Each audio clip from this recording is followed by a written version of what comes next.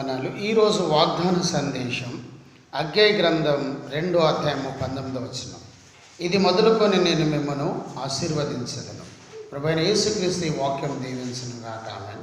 ప్రార్థన. ప్రభువా, ఈ వాక్యంను దీవించి ఆశీర్వదించండి, మాతో మాట్లాడి సాధించండి. యేసు నామంలో ప్రార్థిస్తున్నాం తండ్రి. ఆమేన్.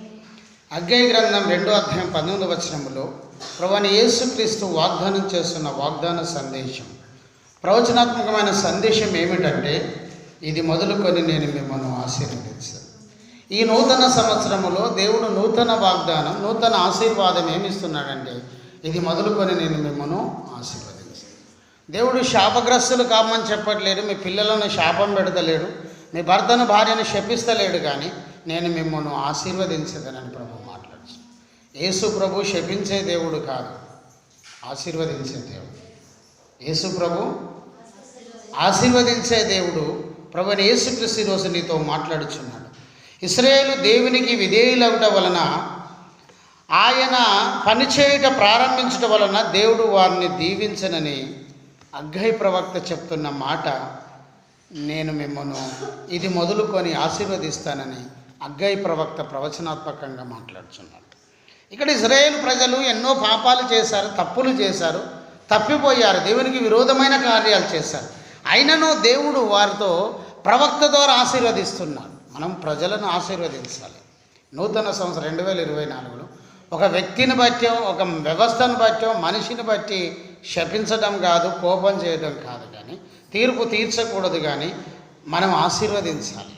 ఇక్కడ ఇశ్రాయేలు ప్రజలు ఎన్నో తప్పులు చేశారు, పాపాలు చేశారు. అయినా దేవుడు వారిని క్షమించి మన్నించి ప్రభువైన యేసుక్రీస్తు చేస్తున్న వాగ్దానం, ఇది మొదలుకొని నేను మిమ్మల్ని ఆశీర్వదించదను. ఆమేన్. దేవుడు ఆశీర్వదిస్తాడు. గత సంవత్సరం ఎన్నో అద్భుతాలు దేవుడు చేసిండు, ఎన్నో ఆశ్చర్యకార్యం చేశాడు. ఈ సంవత్సరం కూడా నీ జీవితంలో దేవుడు అద్భుతం, ఆశ్చర్యం చేయబోతున్నాడు. దేవుని స్తోత్రం. దేవుడి ఆశీర్వాదం పొందుకోవాలంటే మరి ఏం చేయాలి? దేవుడు నిన్ను ఆశీర్వదిస్తానని చెప్పాడు.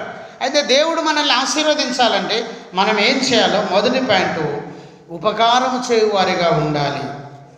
ద్వితీయోపదేశకాండం 15వ అధ్యాయం 10వ వచనం, 14వ వచనం, మత్తయి సువార్త 2వ అధ్యాయము 20వ వచనం.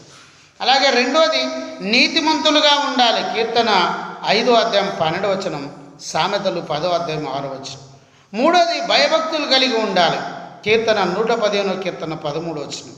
నాలుగోది, దేవునికి ఇచ్చువారిగా ఉండాలి. హెస్కేల్ 44:30వ వచనం, హెబ్రీ 7:6వ వచనం. ఐదోది, విశ్వాస సంబంధులుగా జీవించాలి. గలతీ 3:9. ఆరోది, శుద్ధమైన హృదయం కలిగి ఉండాలి. కీర్తన 24:4 వచనం. ఆశీర్వాదం పొందాలంటే ప్రతి కీడుకు కీడు చేయకూడదు, ప్రతి దూషణకు దూషణ చేయకూడదు.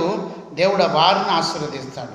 వ్యర్థమైన మాటలు పలకకూడదు, దేవునికి ఇష్టలుగా ఉండాలి, కపటమైన ప్రమాణం చేయకూడదు. అప్పుడు దేవుడు నిన్ను ఆశీర్వదిస్తాడు. దేవుని ఆశీర్వాదం పొందుకోవాలంటే నువ్వు గొప్పవాడు అవుతావు, నీ తరతరాలు దేవుడు ఆశీర్వదిస్తాడు.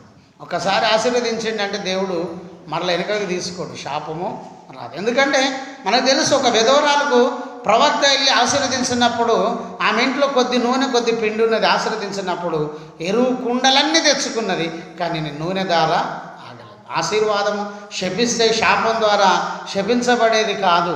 దేవుని ఆశీర్వాదం, ప్రభువైన యేసుక్రీస్తు ఒక్కసారి ఆశీర్వదిస్తే తరతరాలు ఆశీర్వదించబడతారు. పాత నిబంధన కొట్టివేయబడలేదు, కానీ నెరవేర్చుటకే ప్రభు ఈ లోకానికి వచ్చినాడు. ఇది మొదలుకొని నేను మిమ్మల్ని ఆశీర్వదించనంటున్నాను. దేవుడికి వాక్యం దీవించను కాక. ఆమేన్. ప్రార్థన.